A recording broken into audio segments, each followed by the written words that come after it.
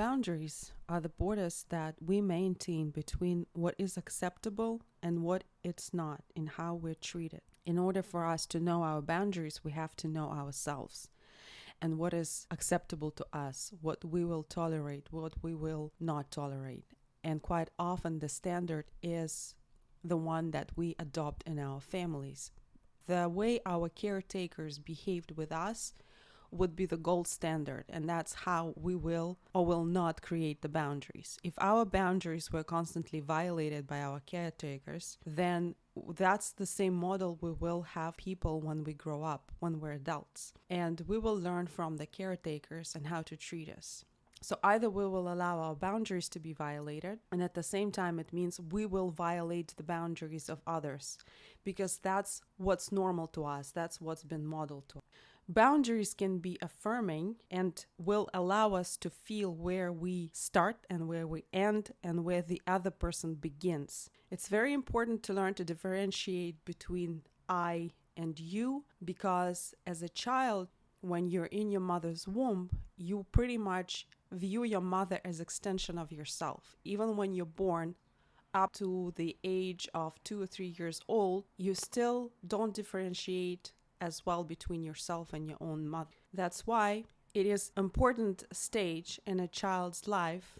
When you turn 3, that's when you start defining who you are. That's when you want to do things by yourself. That's when you want to try something new. And if your mother was comfortable with this, she allowed you to explore, she allowed you to affirm who you are, then you grow up with healthier sense of self and healthier sense of boundaries, as well as the ability to exert action, to change your environment.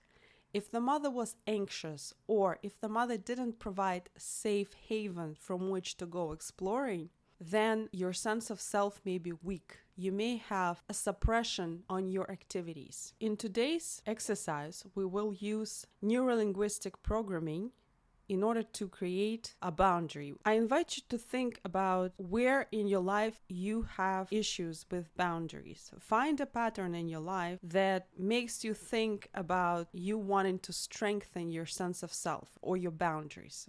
What could be boundary crossings? When someone doesn't respect your dignity or well-being. Someone makes inappropriate jokes about you all the time. Not even directly insulting, but some sort of comment that is meant to put you down. People who have weak boundaries usually have difficulty differentiating where their problems end and other problems begin. They tend to take on responsibilities on themselves for other people. If you consider yourself a good friend, you may allow yourself to be used. For instance, you have a friend who calls you all the time when she has relationship issues, and she calls you to vent. And the moment you pick up the phone, she starts venting. She doesn't ask you if it's a good time for you to chat, if you're in the mood to listen to her, if maybe you're like stressed out yourself. She just starts venting right away. And so you end up taking on other people's problems, and you become overwhelmed and even absorbed with their emotions and problems. Another boundary violation could be, it's very popular in Russia, to be honest, if you are, let's say, marriageable age, and it can start even like when you're 23, 25. Definitely if you're 30, you're gonna get questions like this. People ask you, so when are you gonna get married? Or so when are you gonna have children? And if you don't have children, you're gonna get an earful of why you should already be having children. And that is like a major boundary violation that is very widespread. And I'm sure if you are from India or even China, people in those countries, they do not consider this kind of questions invasive or boundary violating. In fact, they don't even have the concept of boundary quite often. Especially if somebody who is older than you, somebody from the older generation, they are interested in your personal life. So not only they will ask you questions, but they will judge you. And so you can even use this exercise as a pattern that you can use in this exercise for boundary installation. If you have overly rigid boundaries, we'll talk about it in another audio. It's very important as well because people with overly rigid boundaries, they have difficulties trusting others. and they may seem arrogant and off-putting. Today we will work with weaker boundaries, because usually people suffer from weaker boundaries problems. If you already came up with a problem that you can use in this exercise, I'd like you to close your eyes, take a deep breath in and out,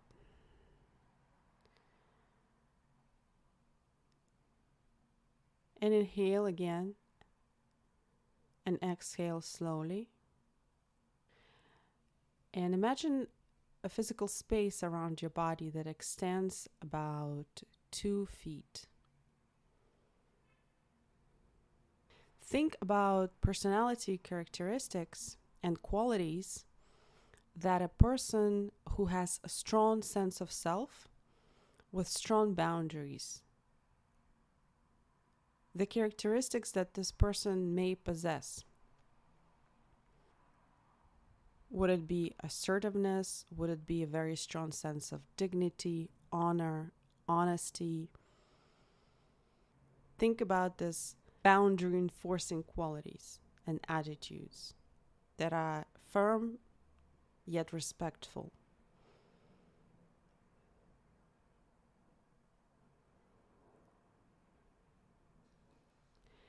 Now think about the space around you, and the space around you holds all these positive aspects. Take a look around you and get a sense of all these qualities combined together, what it feels like.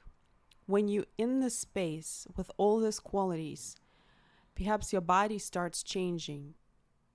Maybe your posture starts changing. How does it feel in your body to be in the space with these qualities and to be filled with these qualities? And as you are getting to know these qualities, these positive aspects, imagine that this personal space is becoming stronger and more impenetrable. It becomes like a force field, and it defines you as a unique entity. You're separate from others in a sense that you are an individual, but also you are capable of interacting with others and being close to others and being in intimacy with others if you feel like it. But at the same time, the force field around you protects you from weird interactions. It protects you from unwanted questions. People, when they get in touch with this force field, they intuitively realize that this kind of questions are not going to be welcome. In fact, this kind of questions don't even enter their mind, because they sense that power from you. They sense that quality of dignity and honor and self-respect and assertiveness, and at the same time a healthy dose of aggression. They know that you will not tolerate their dilly-dallying or making fun of you in a not toxic, negative way. And it's not like you're going to lash out, although you can if it's necessary. But it's just they know better not to engage in this kind of behaviors around you and your force field. And I want you to really anchor this sensation. Now, if you are very confident and secure in this space, I'd like you to step out of your first persona. I'd like you to imagine yourself what is called a second perceptual position. You are imagining seeing yourself through the eyes of a person, and that person is very supportive of you and thinks the world of you. They really respect you. They really like you. They have that quality of affection. If nobody comes to mind, you can invent such a person for yourself. It could be someone you respect, someone you look up to, your role model. And that role model, that understanding person, is looking at you right now.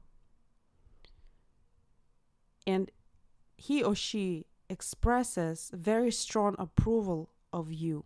It's almost like they're mentally high-fiving you for having this force field around you. They're saying, finally you started respecting yourself.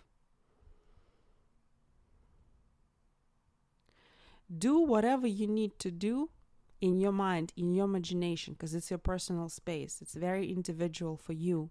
They may be looking at you in a certain way. They may be saying something to you, high-fiving you. Now go back to your own first position and feel your force field again and amplify it and experience it and add the approval of the person, role model we just talked about. Additionally, that sense of respect and honor and love and validity around you. Feel yourself even more secure in this state. Use your imagination to run a little bit forward in your life as if you're thinking about the future and how you will show up from this new place, from this new perception of yourself in various situations. Think about yourself waking up in the morning with that renewed sense of your own boundaries, that strengthened sense of self. Coming to work, interacting with your friends, interacting with your family. Think about all these situations. And as you think, try and think of the positive scenarios, because we're going to go through the negative one in just a moment or two.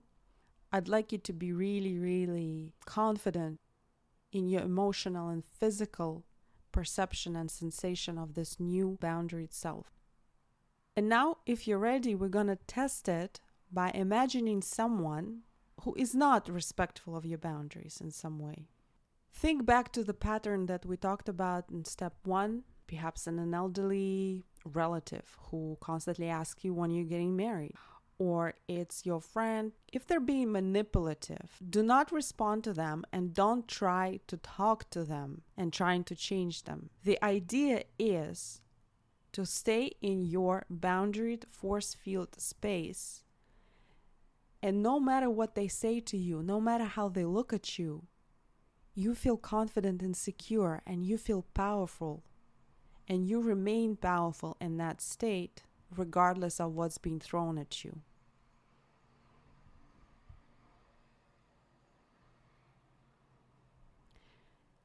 And you're very confident and secure in projecting that state and staying in your own good vibes. And this becomes your new normal state.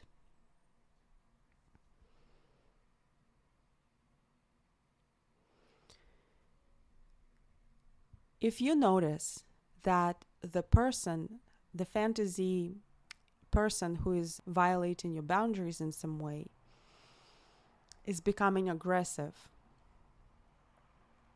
and your body is reacting to that, then just gently breathe through this discomfort.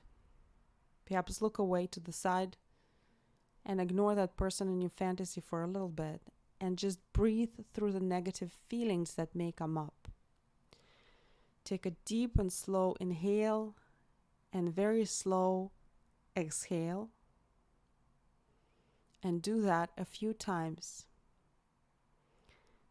Tuning in and observing yourself and noticing what is it about that person that triggers you. And just because that person triggers you doesn't mean that they're necessarily toxic or mean. You can even thank them because they are messengers about something in your psyche. Just take note of it when you come out of this exercise and try and bring your attention to the boundaries and to the force field and to the sense of authority and self-respect. Notice your uniqueness.